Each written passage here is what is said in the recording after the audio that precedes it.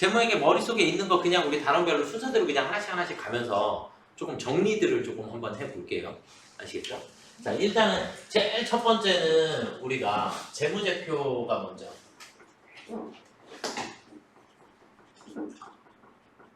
그쵸? 재무제표의 종류는 몇 가지가 있더라? 5가지가 있더라. 재무상태표, 손익계산서, 현금흐름표, 자본변동표, 주석이 있더라. 맞죠? 그런데 우리가 여기서 외워야 될 특징 하나는 재무상태표 하나만. 재무상태표 하나만 일정, 시점이더라. 맞죠? 이런 특징이 있고 나머지는 다 일정 기간이고 발생주의에 의해서 작성을 할 거예요. 그렇죠? 그리고 현금흐름표 하나만 무슨 주의? 얘만 현금주의에 해당하더라. 맞죠?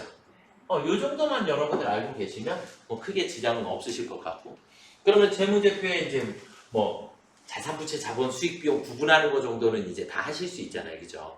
다 하실 수 있으니까 자 우리는 회계의 기본 가정이다 라고 하는 게 또 있고 기본 가정 우리가 공준이라고 했죠. 공준 시험 문제에도 자주 출제가 되고 기본 가정에는 몇 가지가 있었죠? 3가지가 있었어요. 뭐 있어요? 기업 실체의 가정, 계속 기업의 가정, 기간별 보고의 가정. 맞죠? 그러면 기업 실체의 가정은 어떻게 존재한다? 독립적으로 존재한다. 맞죠? 계속 기업의 공주는 우리 회사는 영원하다. 그냥 계속해서 지속적으로 영업활동을 할 것이다. 이런 거고. 기간별 보고의 공주는 회계기간 말마다 재무제표를 작성해서 보고해서 알릴 것이다. 이해되시죠? 일단 이 정도. 자, 그 다음은 이제 우리가 질적 특성. 질적 특성에는 일단 전제 조건이 뭐더라? 이해 가능성입니다. 만인이 우리 회사에서 작성한 이 장부를 보고 이해할 수 있어야 한다. 라고 하는 개념이고 이해 가능성 이외에 이제 시소를 그렸죠. 맞나요? 뭐랑 뭘로? 목적적 합성하고 신뢰성하고 목적적 합성에 우리는 어떻게 외웠어요?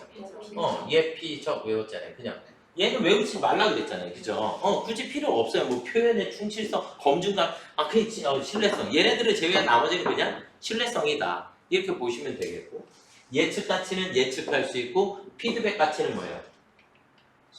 수정할 수 있다. 그래서 내 의사결정을 수정해 줄 수 있다. 적시성은 때에 맞는 정보가 필요한 걸 적시성이라고 얘기를 합니다. 이해가 되시죠?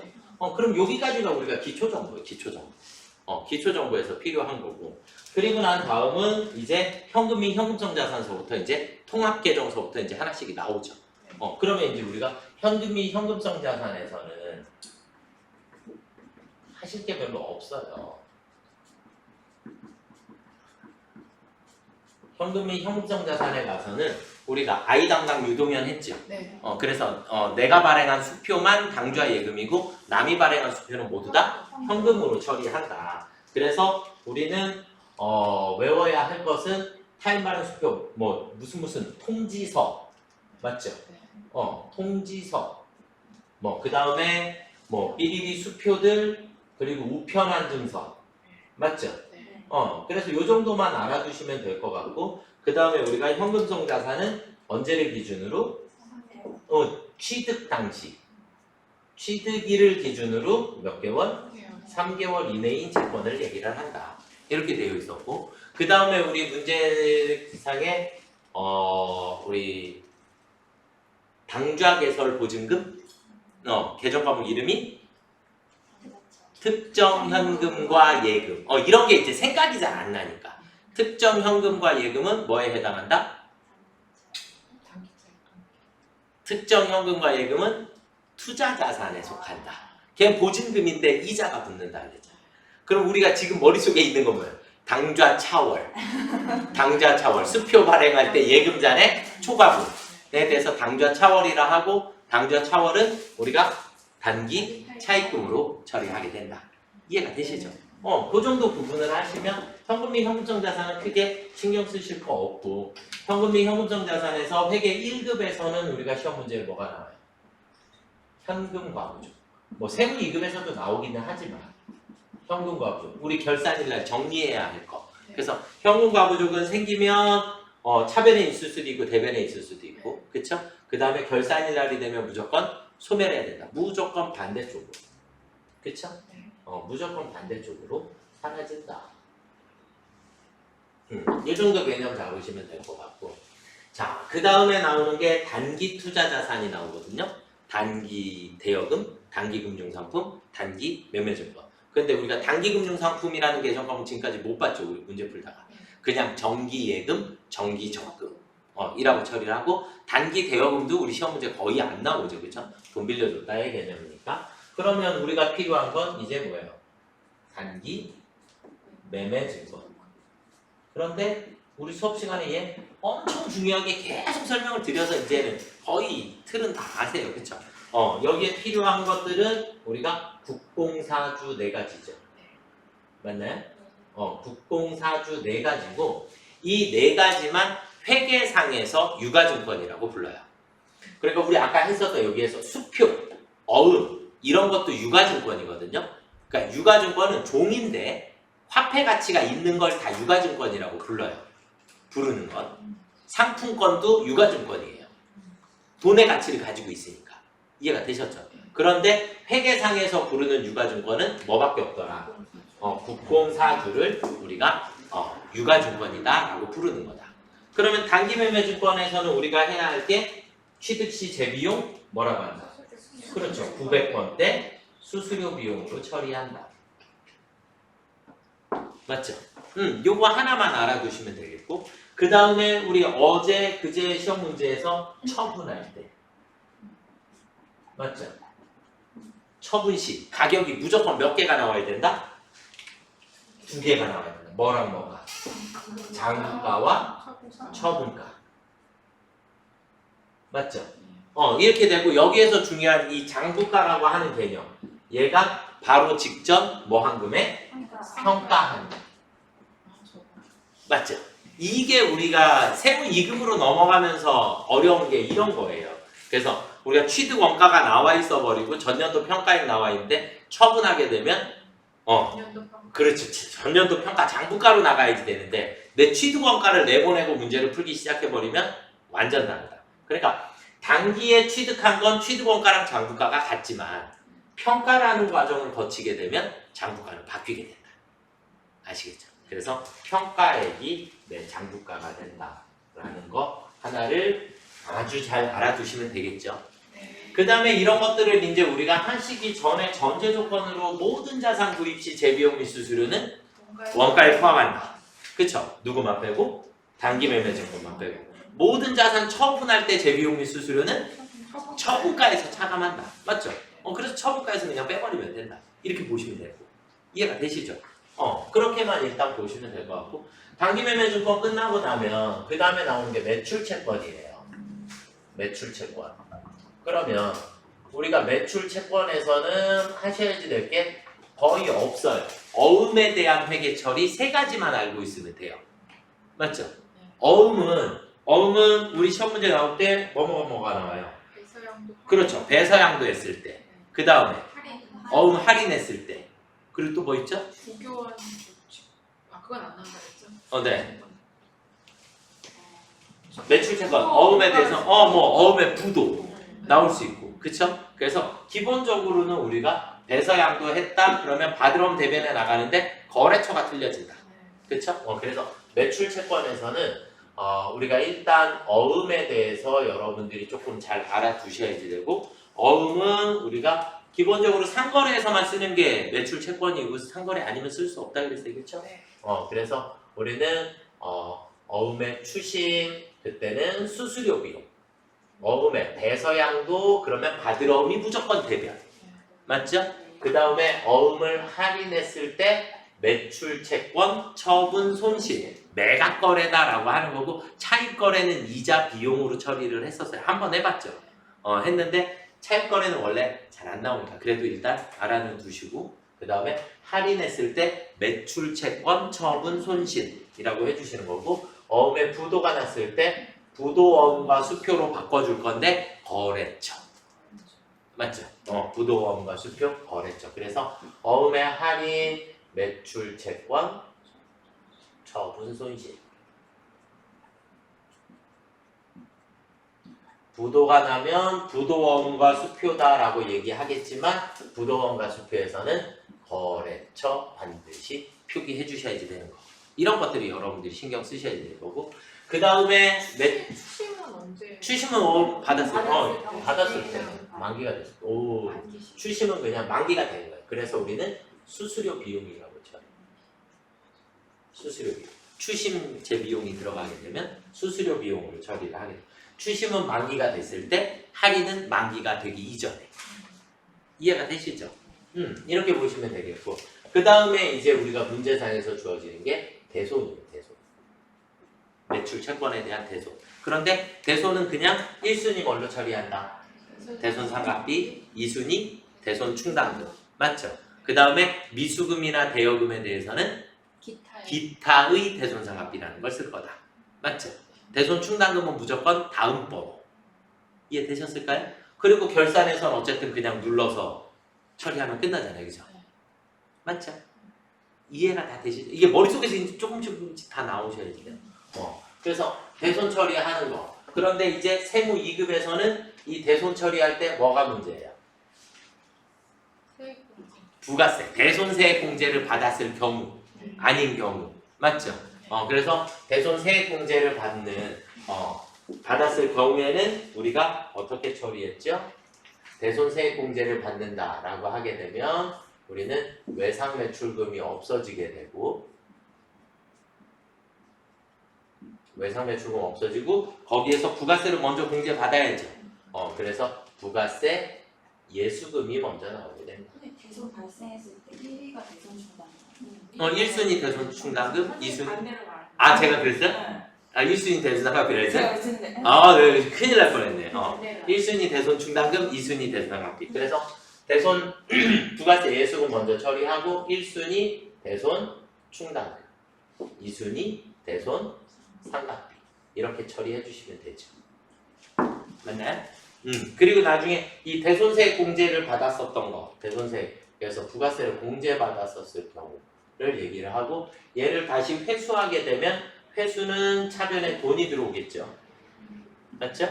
돈이 들어오면 무조건 부가세를 다시 뱉어내야죠. 부가세 뱉어내야 하니까 대변에 부가세 예수금이 나오게 될 거고. 그리고 나머지 잔액은 무조건 뭘로 처리한다? 대손 충당. 일반 점표에서 실질적으로 많이 나올 수 있는 문제. 일반 점표 문제에서 나올 수 있는 문제. 그래서 매출 채권은 이 정도만 정리하시면 끝나요. 그렇죠? 그럼 매출 채권이 끝나면 당좌 자산이 끝났다는 얘기예요. 당좌 자산. 어차피 나머지는 미수금, 성급금, 성급비용, 미수수입, 가지급금 정도? 그 정도가 나올 거니까. 그러면 이제 거래가 다 끝났죠. 자, 그리고 나면 이제 재고자산으로 넘어가요. 무슨 자산? 재고자산. 그럼 재고자산 단원에서는 회계 1급, 세무 2급 해서 일단 우리 선의, 총후, 개별법? 맞죠? 그거 정도만 이해를 하고 계시면 되겠고. 재고자산은 어쨌든 이론에서 시험 문제 100% 나오는 거니까. 100% 나오니까. 우리가 재고자산 관리는 뭐가 목적이더라? 판매를 목적으로 보유하고 있는 자산이더라. 판매를 목적으로 보유하고 있는 자산이고, 이런 재고자산은 일단 첫 번째 여러분들 머릿속에 뭐가 있어야 돼요? 매출액에서 마이너스 매출 원가를 빼주시면 매출 총이익이 나오더라. 맞죠? 이게 일단 기본이고, 그래서 매출 원가를 구하려면 우리는 T자 그려서 기초에 순 매입액을 더하고 기만을 빼주시면 매출 원가가 나온다 했죠? 맞죠? 양쪽의 합은 서로 같아야 되고 이 합계 금액을 우리는 뭐라고 한다? 판매 가능액이라고 한다. 판매 가능액이라고 한다.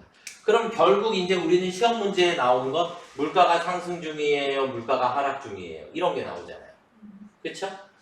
이렇게 보시면 되겠고 우리는 그래서 기말이 움직이면 매출원가가 움직이게 되고 매출원가가 움직이면 매출 총이익이 움직이니까 세 가지는 어쨌든 세트더라. 그래서 기말, 매출원가, 이익 세 가지로 기말이 커지면 원가는 작아지고 이익은 커진다. 기말이 작아지면 원가는 커지고 이익은 작아지게 된다. 그러니까 물가 상승시 이렇게 그리면 되고 물가 하락시 거꾸로 그리면 되고 그렇죠? 그리고 무조건 순서는 어떻게 되더라? 선, 이, 총, 후 순서대로 나오게 되더라. 부등호의 방향만 이쪽이 될 수도 있고 이쪽이 될 수도 있더라. 부등호의 방향만 반대로 바뀔 수 있고 가장 정확한 방법은 1대1 매칭시키는 개별법이 가장 정확한 방법이더라. 그쵸? 그 다음 물량 흐름과 일치하는 방식을 선입선출법이다 라고 얘기를 했어요. 맞죠? 이해가 되셨을까요?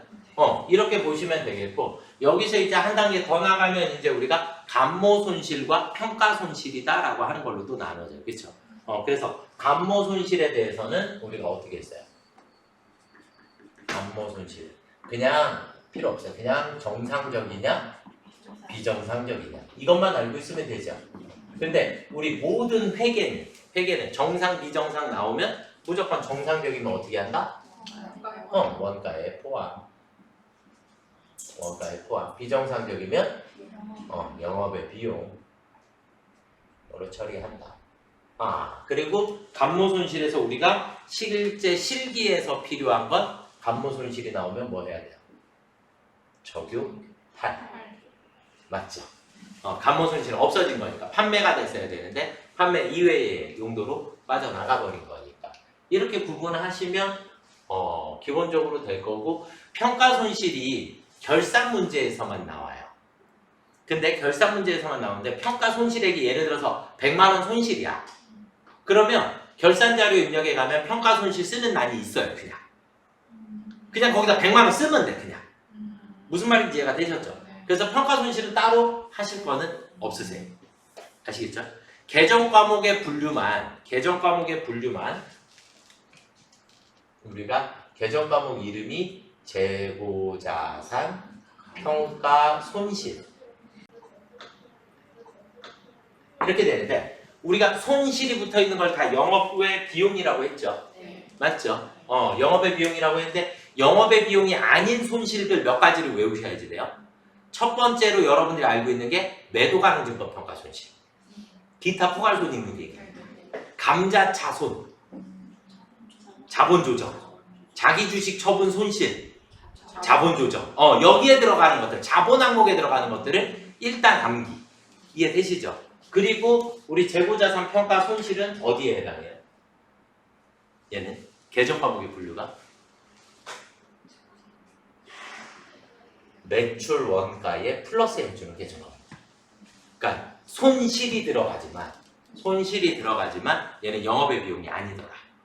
그래서 계정 과목의 분류 요 정도는 여러분들이 조금 알고 계셔야지 돼요. 이해가 되셨죠? 네. 그럼 재고자산까지가 끝나버렸으니까 이제 유동자산이 다 끝났어요. 그쵸? 유동자산이 다 끝났고 비유동자산에 그러면 투자자산 그쵸? 투자자산은 우리 뭐만 하면 돼요?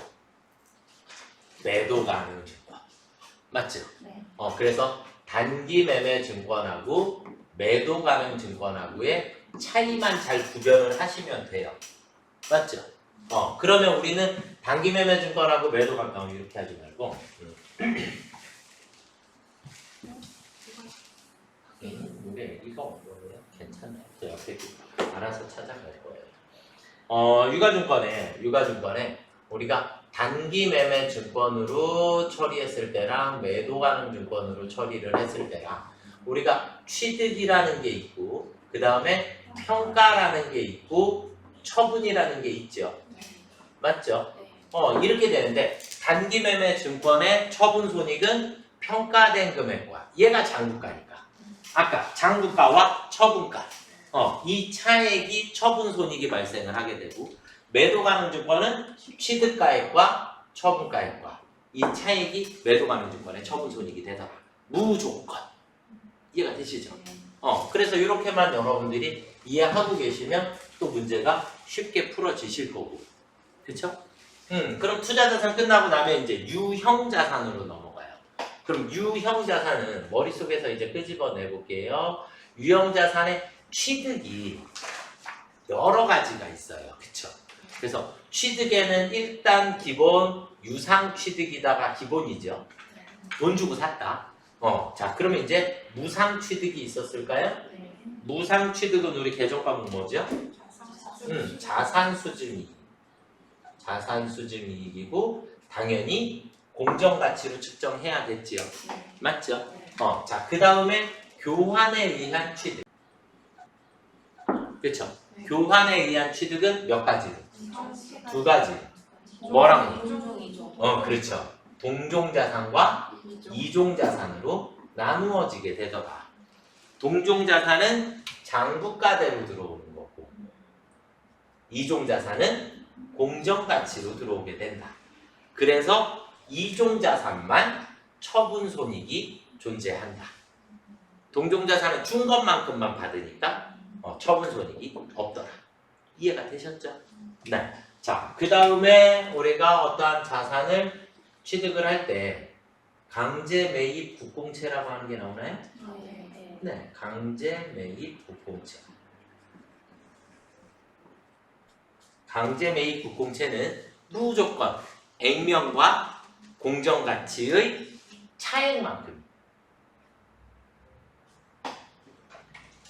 차액만큼을 취득 원가에 포함시켜 주시면 끝나죠. 기억나시나요? 그러니까 10만 원짜리인데 액면 10만 원짜리 지역개발 채권인데 얘가 공정가치가 7만 원이다. 그럼 3만 원만큼의 차익이 생겼잖아요. 그 3만 원은 무조건 취득 원가에 포함시켜 주셔야 됩니다. 그래서 무조건 차익. 얘를 즉시 처분을 하든 보유를 하고 있든 상관없이. 이해가 되시죠? 그래서 무조건 차익만큼 원가에 포함시켜 주시면 되겠고 그 다음은 우리 자본화 대상 금융비용.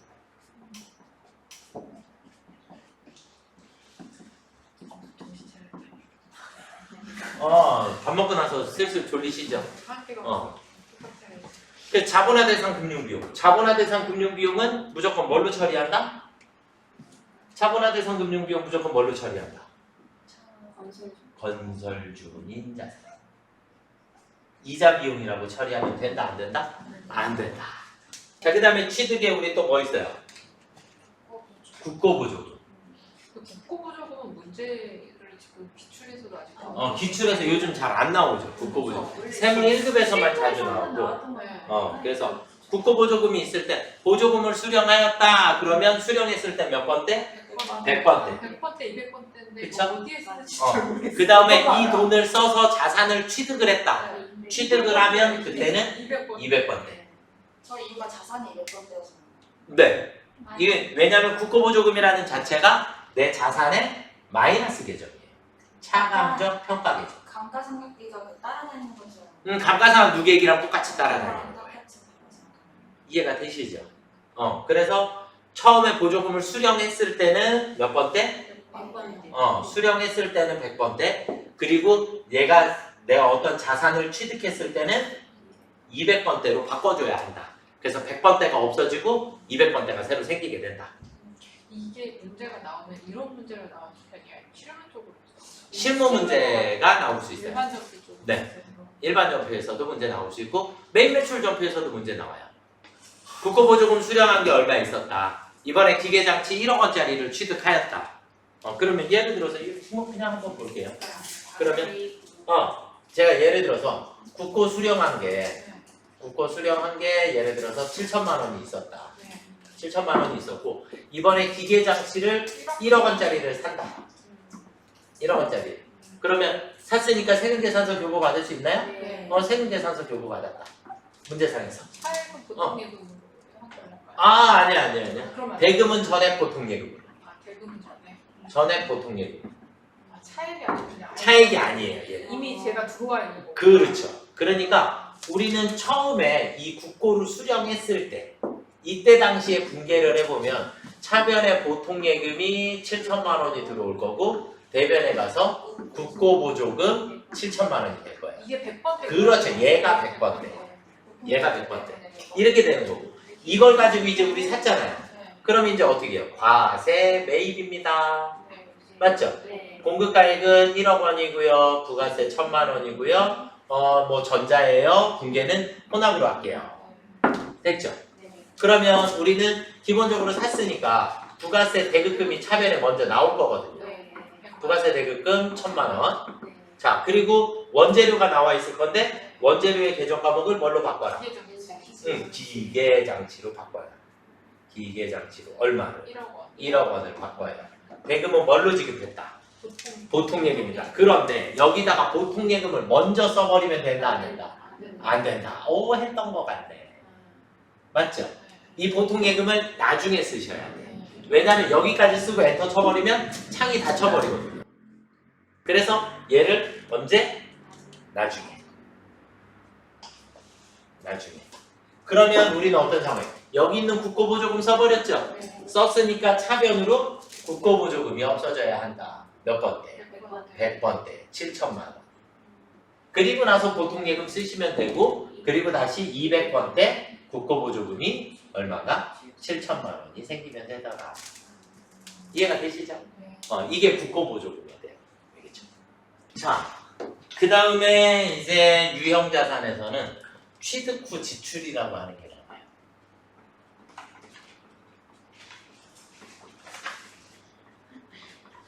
취득 후 지출. 얘가 얘예요. 자, 우리가 수익적 지출, 자본적. 자본적 지출 이렇게 나오는 거죠. 맞죠? 그럼 수익적 지출로 처리하라는 얘기는 뭐예요? 비용으로 처리를 해라. 그쵸? 자본적 지출로 처리하라는 얘기는 자산으로 처리를 해라. 이렇게 된 건가요? 맞죠? 그러면 예를 들어서 우리 시험 문제는 뭐라고 나요? 수익적 지출로 처리했어야 할 것을 자본적 지출로 처리했을 때. 맞죠? 그럼 얘를 얘한테로 처리를 했다. 그러면 비용은 생겼어야 되는데 안 생겼죠. 일단 그게 처음 출발이에요. 그럼 비용이 안 생겼구나. 그럼 비용이 소계산이 되었네. 맞죠? 출발을 해. 근데 이 비용이 자산으로 됐다 그랬잖아요. 그럼 자산은 없었어야 되는데 생겼네. 대계산이 되었네. 맞죠? 근데 이제 그 다음 출발점 어디로 가요? 수익. 얘로 가는 거예요. 얘에서 비용이 줄었다. 비용이 줄었다는 얘기는 이익이 늘었다. 과대계산이 되었다. 비용이 줄었으니까 내 이익은 늘어내야지. 수익에서 비용을 빼면 이익이 나오는 거니까. 그러면 이익이 커졌으니까. 자본이 커져. 자본이 과대계산이 된다. 이게 끝이야. 이게 은근 헷갈렸어요. 이게 끝이야. 이익하고 자본은 같이 다니는 거야. 같이 다니는 거야. 그럼 얘를 이렇게 거꾸로 반대로 했다. 그럼 비용이 과대계산이 되겠네. 비용이 과대가 됐으니까 이익은 과소가 됐을 거고 이익이 과소면 내 자본도 과소가 될 거야. 이제 무슨 말인지 알겠죠? 네. 그래서 요거 정도만 여러분들이 정리를 조금 하시면 될 것 같고 그 다음에 이제 감가상각이 나오는데 감가상각은 뭐 제가 해드려도 안 해드려도 방법은 없어요. 맞죠? 무슨 얘기죠?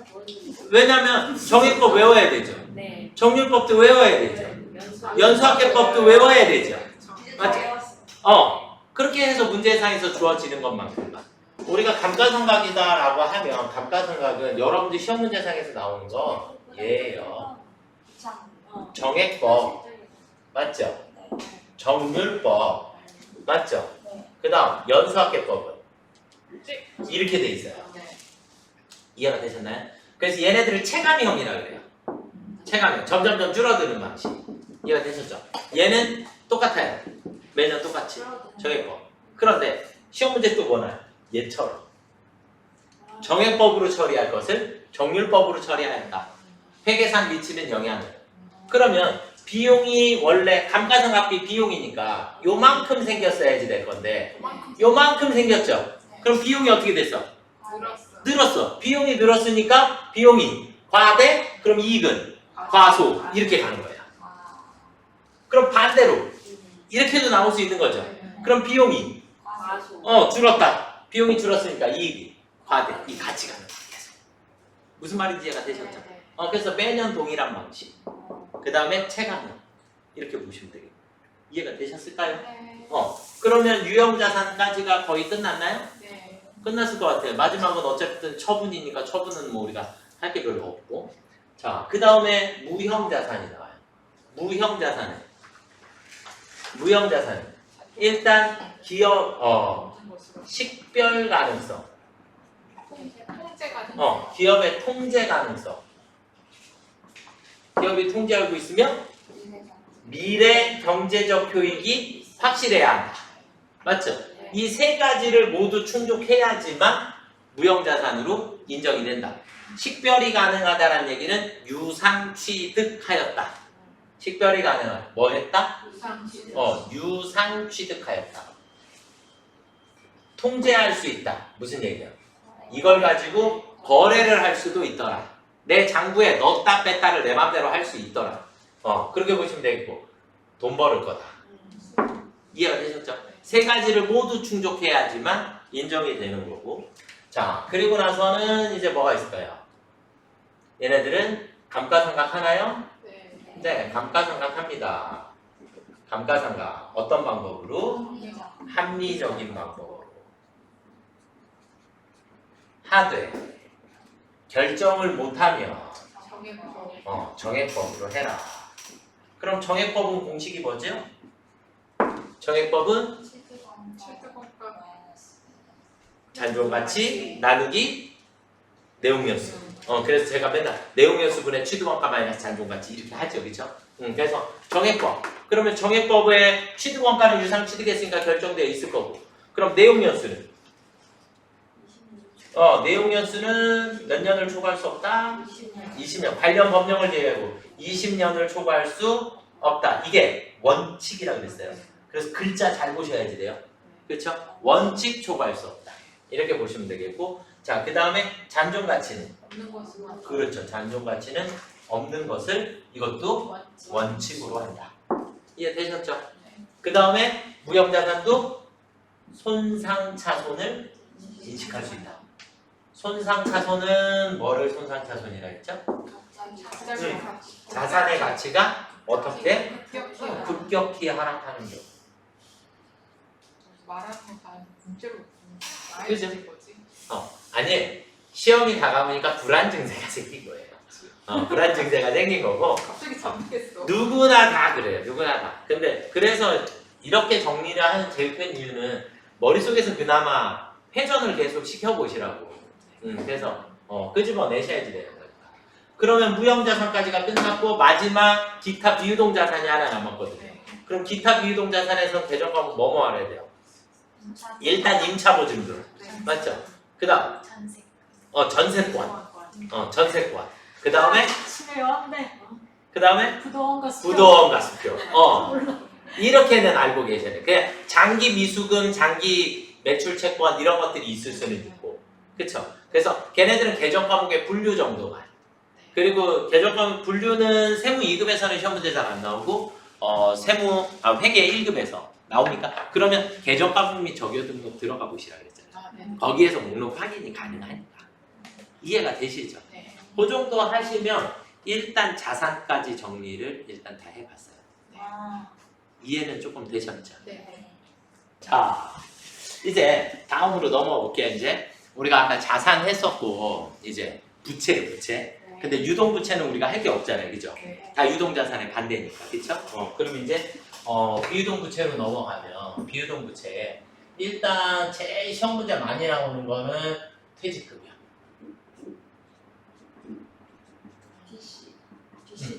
그래서 우리가 DC형, DB형 이렇게 나오죠. 그렇죠? 이렇게 문제가 나와 버려 가지고 고딩들은 너무 어렵고 DC형은 확정 기여형 그리고 확정 급여형 이렇게 되어 있고 DC형으로 나오면 개정 과목 무조건 뭐예요? 퇴직 급여 그리고 퇴직 연금 운용자산 그래서 요거 두 가지만 구분을 할 줄 알면 우리가 실무 문제 푸는데 또 크게 문제가 없을 것 같고요. 그 다음은 이제 사채. 내가 사채. 제일 싫어. 근데 사채는 이론으로도 시험 문제가 많이 나오고 분계로도 나오는데 분계는 그냥 사채 발행하는 거 정도만 나오니까 크게 분계가 일반 접표가 오히려 더 쉬워요. 그래서 우리는 사채를 발행했을 때 우리는 대변에 사채, 차변에 돈이 들어온다. 그쵸? 네. 마이너스가 생기면 사채, 할인 발행 차금이 생기고 플러스가 생기면 사채, 할, 증발행 차금이라는 게 생기게 된다. 맞죠? 네. 그러면 이제 우리는 사채의 금액은 무조건 뭐더라? 액면이더라. 그쵸? 그리고 나한테 들어오는 돈은 무조건 발행가액. 이 발행가액이 만기 액면의 현재 가치와 만기까지 이자 지급액의 현재 가치를 합산한 거. 맞죠? 이렇게 일단 하나를 이해하시면 사채 발행 문제를 풀으실 수 있고 그 다음에 사채 이자 지급을 하게 되는데 사채에 대한 이자를 지급을 할 거고 이자 지급을 하게 되면 우리는 돈이 나간다. 돈이 나가고 차변에 가서 이자 비용이라고 하는 게 생기게 된다. 맞죠? 그런데 우리는 이 이자 비용의 금액을 무슨 법으로? 유효이자율법으로. 유효이자율법으로 내 사채의 장부 금액에 곱하기 시장이자율을 할 거다. 아시겠죠? 그러다 보니까 내 돈은 무조건 액면이자율로 지급을 하게 될 거고 이게 그래서 결산 문제에서 가끔 나오죠. 그렇죠? 그런데 할인 발행 차금, 할증 발행 차금의 상각액이 주어지니까 결산 문제에서 나오면 실기 문제로 나오면 금액이 주어지니까 분계가 오히려 쉽고 차변에는 사채, 할, 증 발행 차금은 차변으로 없어지면 되고 대변으로 사채, 할인 발행 차금 상각액이 없어지면 돼요. 그냥 이거는 우리가 그냥 분계할 때 근데 이 금액이 그냥 문제상에서 주어지니까 그럼 주어지는 금액은 이렇게 두 개가 주어지는 거예요. 맞죠? 네. 뭐 혹은 얘가 주어질 수도 있고 그쵸? 얘가 주어지니까 나머지가 무조건 얘다. 네. 이렇게 찾으시면 돼요. 네. 얘는 무조건 나머지. 이게 일반 적표 분계에서 나왔을 때 나머지로 분계를 해주시면 분계는 틀릴 일이 없고 이제 이론상의 문제상에서는 우리가 할인 발행했을 때 일단 여기다가 다 그릴 수 있을까요? 네. 다 그릴 수 있다라고 해볼게요. 자, 사채의 장부 금액은 할증 발행했을 때 이런 상황이 생길 거고 할인 발행했을 때 이런 상황이 생길 거예요. 아시겠죠? 이 뒤는 어차피 없어요. 어차피 마지막에 여기까지만 가면 끝나니까. 그러면 가운데 선이 뭐예요? 액면가. 그러니까 할증 발행을 하게 되면 액면가보다 훨씬 더 높아지죠. 네. 그쵸? 그 다음에 할인 발행을 하게 되면 액면가 밑으로 내 장부가가 떨어지는 거고 그래서 지금 이 선 자체는 무슨 가? 장부가가 움직이는 거예요. 장부가. 그러니까 할인 발행을 하게 되면 장부가가 매년 점점 어떻게 돼요? 증가해요. 할증 발행을 하게 되면 장부가가 매년 감소하게 되고 이해가 되셨죠? 이렇게 일단 이해를 하시면 되겠고 자, 우리가 할인 발행했을 때 우리는 대변에 돈이 나가나요? 네. 대변에 돈이 나가. 이 돈은 금액이 정해져 있다 그랬어요. 맞죠? 네. 그리고 대변에 사채, 할인 발행 차금이 없어질 건데 네. 할인 발행 차금의 상각액은 매년 어떻게 된다고요? 증가해. 매년 증가해. 그럼 차변에 우리는 이자 비용이 생겨야 하는데 이 이자 비용의 금액이 매년 어떻게 되더라? 커져. 증가하더라. 그쵸? 네. 지금 얘가 이론상의 문제의 답이에요. 답. 그럼 할증 발행했을 때는 대변에 나가는 돈이 매년 같더라. 그리고 차변에 할증 발행 차금 상가액이 와야 되는데 얘의 상가액은 매년 증가하더라. 맞죠? 네. 그러면 차변에 가서 우리는 이자 비용이 올 거고 이 이자 비용의 금액은 점점점 그렇죠. 감소하게 되다. 이게 이론상에서 나올 수 있는 최대치에 다 해드린 거예요. 그래서 사채는 요만큼만 알고 있으면 문제는 다 풀어지더라. 그 다음으로 넘어가면 이제 자본인가요? 네. 자본은 일단 분류는 다 하실 수 있으실까요? 분류? 자본금, 자본잉여금, 자본조정, 기타 포괄손익누계, 이익잉여금. 그렇게 분류는 다 하실 수 있죠. 5가지로 일단 분류를 한다. 그런데 자본은 일단 시험 문제상에서 나오면 주식을 발행하였습니다. 뭐 이 정도밖에 안 나와요. 얼마짜리 주식을 얼마에 발행했습니다. 그러면 주식을 발행을 했을 때 우리는 대변에 가서 뭐가 생겨요? 자본금. 그리고 차변에 가서 돈이 들어올 거예요. 맞죠? 돈이 남으면 대변에 주식, 발행, 초과금. 맞죠? 돈이 적게 들어오면 마이너스가 생기면 주식, 할인, 발행, 차금이 생기게 되겠죠. 맞죠?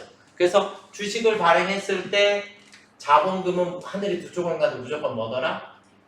액면이더라. 그리고 내가 받아야 하는 돈은 무조건 발행가액이다.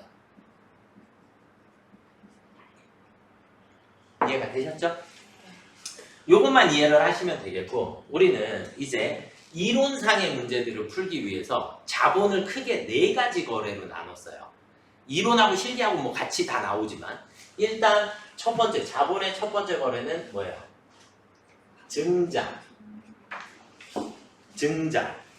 증자라는 표현은 주식을 발행한다. 주식을 발행하니까 증자는 무조건 자본금이 움직여요. 증가해. 이해가 되셨죠? 이런 증자에는 몇 가지가 있더라? 2가지가 있더라. 유상증자와 무상증자가 있더라. 그러니까 유상증자는 돈을 받고 증자를 하는 거니까 돈을 받고 그럼 얘가 유상증자네. 맞죠? 그러니까 유상증자는 그냥 쉽게 자산이 증가하고 자본금이 증가하고 전체 자본이 증가해요. 맞죠? 이런 특징을 가지고 있고 무상증자를 우리는 뭐라고 얘기했죠? 아까 주식 배당. 주식 배당하는 것을 무상증자라 했고 무상증자를 했더니 무상증자를 하게 되면 배당을 하는 거니까 이익의 일부를 떼서 나눠준다. 그러니까 잉여금이 줄어들게 된다. 자본금은 그것만큼 줄어드는 것만큼 주식을 나눠줘 버렸으니까 자본금은 증가를 하게 된다. 전체 자본은 불변이다. 자본은 불변이다. 이렇게 정의. 이게 증자. 자 이제 두 번째 거래는 뭐예요? 감자는 우리 주식을 무조건 뭐 하는 거야? 소각을 하니까 무조건 감자라는 표현이 나오면 자본금이 감소해요. 무조건 얘는 소각이라는 게 무조건 따라다녀야 돼요. 얘는 무조건 발행이 따라다니는 거예요. 이해가 되셨죠? 그래서 감자라고 하는 걸 하게 되는데 감자도 몇 가지? 2가지. 뭐랑 뭐가 있더라? 유상감자와 무상감자가 있더라. 맞나요? 유상감자와 무상감자. 그럼 유상감자는 돈을 주고 사서 태워버리는 거니까. 돈을 주고 사서 태우니까 자산이 감소해. 자본금이 감소해. 맞죠? 결국 유상은 전체 자본이 감소하더라. 자본이 무조건 감소하다. 그럼 무상감자를 우리는 또 다른 표현으로 뭐라 했죠? 무상감자? 그렇죠. 결손 보호자. 우리 회사에 손실이 생긴 거, 빵꾸 난 거를 메꿔줍시다. 이해가 되셨나요? 그렇게 보시면 되겠고, 이런 무상감자를 했더니 그럼 빵꾸 난 결손이 없어지는 거잖아요. 결손금이 없어진다는 얘기는 잉여금이 늘어나게 된다. 손실이 없어졌습니다. 잉여금이 늘어난 것만큼 자본금은 줄어들게 된다. 그럼 플러스 마이너스. 그래서 자본은 불변이다. 그러니까 무상은 무조건 불변이다. 이렇게 이해를 하고 계십니다. 이해가 되셨죠? 네. 그렇게 해서 이제 증자, 감자. 자, 그리고는 세 번째 이제 무슨 거예요? 자기 주식. 자기 주식 거래가 있어요. 자기 주식. 그렇죠? 자기 주식에서 잊지 말아야 될 건 뭐예요? 자기 주식은 무조건? 자기 주식은 무조건?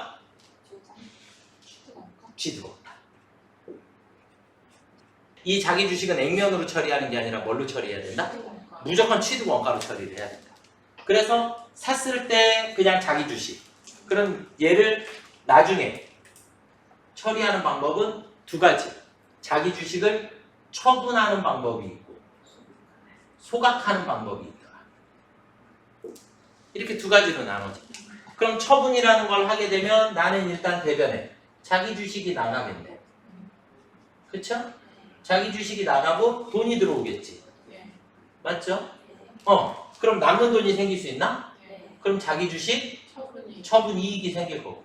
저렇게 파는 경우는 보통 제가 취득한 것보다 액면가격이 높아지니까 액면가가 아니라 시장가가 높아지니까 그럼 내가 팔을 수도 있겠지. 그럼 마이너스가 생기면 자기 주식 처분 손실이 생기더라. 이해됐죠? 그런데 자기 주식의 금액은 무조건 뭘로 기록한다? 취득 원가로 기록해야 한다. 이거 하나가 제일 큰 특징이야. 그렇죠? 돈은 어쨌든 처분가대로 돈은 받을 거잖아요. 맞죠? 처분가대로 돈은 받게 돼 있고 그 플러스 마이너스 생기는데 그런데 우리 얘 풀면서 뭐 있죠? 상대 계정. 만약에 이익이 생겼는데 손실이 있으면 손실로 먼저 메꾸고 그 다음에 이익. 맞죠? 그래요. 자본 계정 과목들은 두 개가 동시에 존재할 수 없어. 그래서 우리가 주식 발행 초과금도 초과금 쓰는 게 아니라 할인 발행 차금 있으면 할인 발행 차금을 먼저 쓰고 그 다음에 초과금. 얘는 초과금을 먼저 쓰고 할인 발행 차금. 이렇게가 되는 거죠. 그래서 매도 가능 증권 할 때도 그렇죠. 이것도 자본 쪽이 맞아요. 자본 항목에 해당하기 때문에 동시에 존재할 수 없다. 이해가 되시죠? 네. 소각을 해버렸다. 소각을 해버렸으면 우리는 대변에 자기 주식이 나가죠. 네. 자기 주식이 나가고 차변은 뭐가? 자본, 금이 없어져. 태워버렸으니까. 감자야 이제. 그러면 자본금은 무조건 무슨 금액? 액면가. 얘는 취득 원가로 나가니까 둘의 금액이 맞아요, 안 맞아요? 안 맞아요.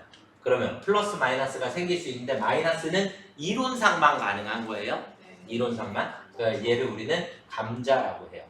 감자 차익, 감자 차손. 이렇게 생길 수 있겠죠.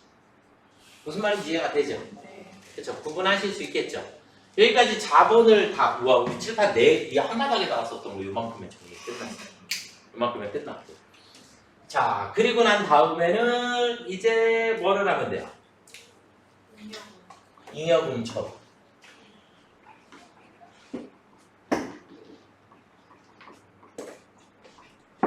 잉여금 처분. 잉여금 처분이다라고 하는 걸 하게 되는데 잉여금 처분은 우리가 일단 첫 번째 단계가 단기순. 이익서부터 출발이죠. 맞죠? 단기순 이익이 생기면 우리 분기 어떻게 해야 된다 그랬죠? 차변에 손익, 대변에 미처분 이익 잉여금. 한 글자만 넘기면 돼. 맞죠? 이렇게 되고 대신에 오늘 무조건 뭐가 없어져야 된다? 미처분 이익 잉여금이 없어져야 된다. 잉여금이 없어지고 뭘로 바뀐다? 2월 이익 잉여금으로 바뀌게 된다.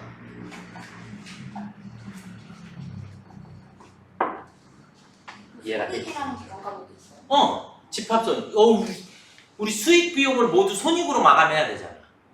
그 마감하는 예정. 손익. 집합손익.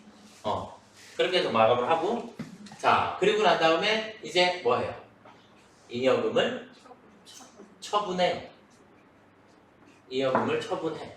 잉여금을 처분하면 우리는 차변에는 2월 이익 잉여금이 없어질 거고, 제일 먼저 뭐 해야 돼요?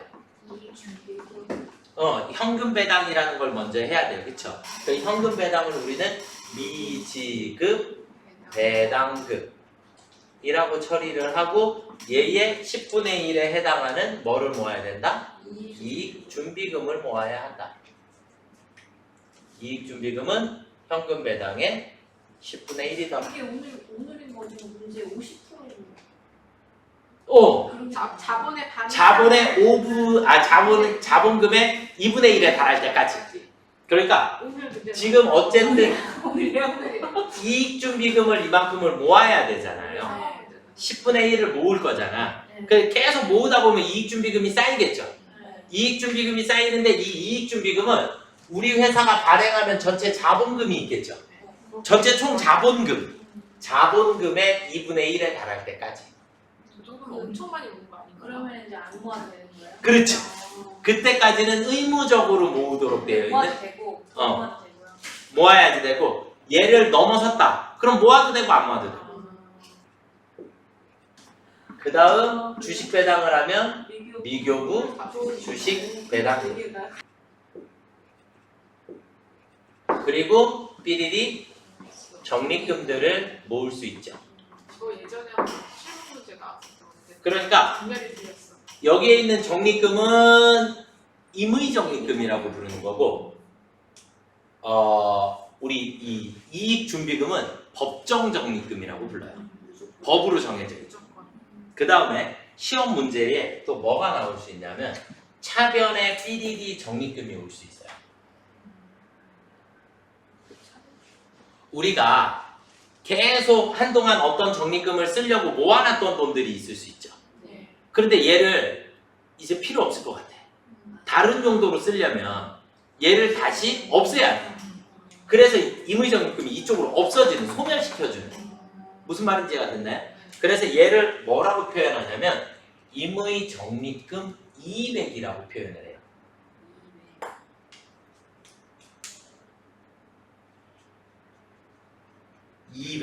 그럼 임의적립금 200이라는 표현은 임의적립금이 있었는데 얘를 2월 이익 잉여금에다 그냥 포함시킬 거다. 기존에 우리가 생겼었던 적립금은 없애버릴 거다. 무슨 말인지 이해가 되셨죠? 아시겠죠? 그래서 이렇게 나올 수 있고, 그리고 난 다음은 이제 잉여금 이제 배당을 하면 되죠? 그럼 차변에 미지급 배당금, 대변에 돈 나가면 되고. 맞죠? 이해가 되셨을까요? 네. 이 정도까지를 여러분들이 구분을 하시면 자본까지를 제가 설명을 다 드린 거예요. 자본까지. 이해가 되셨죠? 응. 자, 그리고 나면 이제 우리는 회계가 기본적인 거는 다 끝났어요. 기본적인 건 다 끝났고, 재무회계가. 우리는 이제 마지막에 배웠던 단원이 뭐를 배웠었냐면 우리 회계의 변경이라는 걸 배웠어요. 회계의 변경. 첫 번째, 제가 계속 틀리는 거야. 정책의 변경. 추정의 변경. 맞아요. 그래서 정책의 변경과 추정의 변경으로 나눠지게 되는데, 정책의 변경은 뭐가 바뀌는 거? 법이 바뀌는 거. 그래서 정책의 변경은 그냥 후입선출법 사용하고 있었는데 선입선출법으로 바꿨어요. 이게 정책의 변경. 이해가 되셨죠? 추정의 변경은 뭐가 바뀌는 거? 수치가 바뀌는 거. 수치가 바뀌는 거니까 우리 예를 들어서 대손율을 뭐 2%로 가지고 갔었는데 1%로 바꿨다. 이런 걸 우리가 추정의 변경. 그런데 추정의 변경에서 반드시 외우셔야 될 게 감가상각 방법의 변경. 그러니까 우리는 정률법을 쓰고 있었는데 정액법으로 바꿨어요. 얘도 추정의 변경으로 본다라는 거. 이거 하나는 외우고 계셔야지. 얘가 예전에 법이 바뀌었으니까 정책의 변경이 있었었는데 얘는 추정의 변경으로 본다라고 기업 회계 기준의 해석이 조금 바뀌었어. 그래서 1, 2 내려갔어. 이해가 됐죠? 자, 그러면 우리는 정책의 변경은 법이 바뀐 거니까 무슨 법을 적용한다? 얘는 소급법을 적용을 하게 된다. 소급법이라는 의미는 뭐라고요? 과거 장부부터 다 고치는 거야. 이해가 되셨죠? 그러니까 과거의 장부가 두 개가 존재할 수 있죠. 수정 전 장부가 있고 수정 후 장부가 있다 보니까 얘는 장부가 두 개니까 신뢰성이 떨어져. 비교 가능성은 장부가 서로 달라요. 어떻게 비교해요? 이렇게 보시면 안 돼요. 과거의 장부를 고쳤잖아요. 과거의 장부를 고쳤으니까 과거의 형식과 지금의 형식이 같아진 거죠. 맞죠? 그래서 비교 가능성은 높아진다 라고 표현을 하는 거예요. 이해가 되셨나요? 네. 그 다음 추정의 변경은 뭐를? 전진법을 적용을 할 거예요. 전진법. 언제부터?